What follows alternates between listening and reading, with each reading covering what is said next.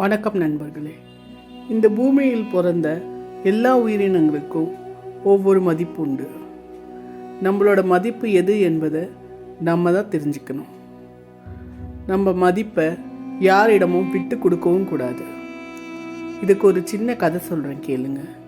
ஒரு முறை புத்தர்கிட்ட ஒரு மனிதன் வந்து கேட்டானா, ஐயா, மனுஷனோட மதிப்பு என்ன அப்படின்னு சொல்லி கேட்டானா. அந்த மனிதனிடம் புத்தர் ஒரு வைரக்கல்லை கொடுத்து, இதோட மதிப்பு என்ன என்று நீ சந்தையில் போய் தெரிஞ்சுக்கிட்டு வா, ஆனால் இதை யாரிடமும் விட்டுடாத என்று சொல்லி கொடுத்தாராம்.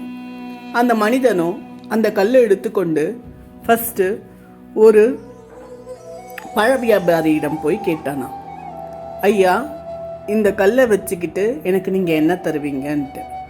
அவர், இந்த கல்லுக்கு நான் உனக்கு 1 டசன் பழம் கொடுக்குறேன், எனக்கு கொடு அப்படின்னு கேட்டாராம். இல்லை, வேண்டாம் அப்படின்னு சொல்லிட்டு அடுத்து ஒரு காய்கறி வியாபாரியிடம் எடுத்து போனாராம். ஐயா, இந்த கல்லை வச்சுக்கிட்டு நீங்கள் எனக்கு என்ன தருவீங்கன்னு கேட்டாராம்.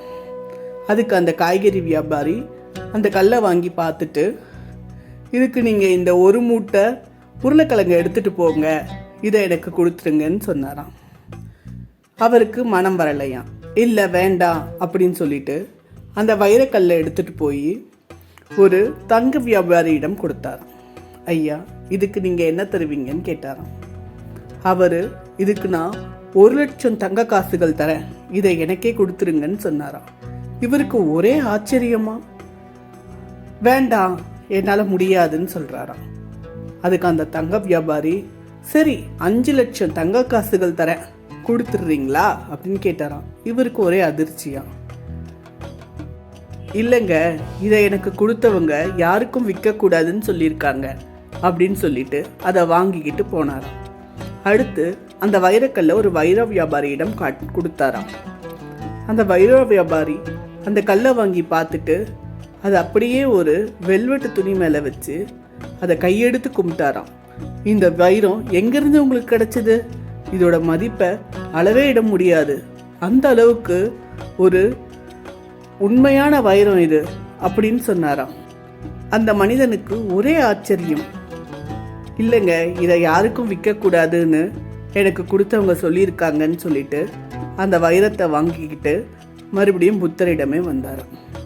அங்கே புத்தரிடம் வந்து அவர் நடந்த எல்லாத்தையும் சொன்னாராம்.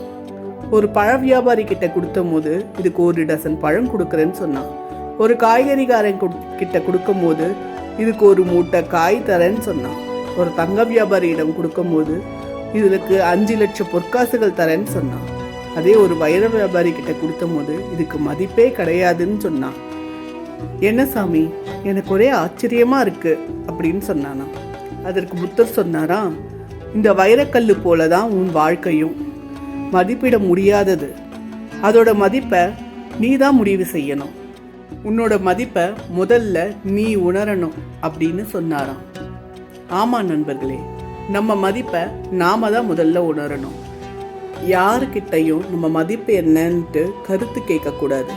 யாரோட கருத்தும் நம்ம மதிப்பாகக்கூடாது. நம்ம மதிப்பை நாமளே முடிவு செய்யணும் நண்பர்களே.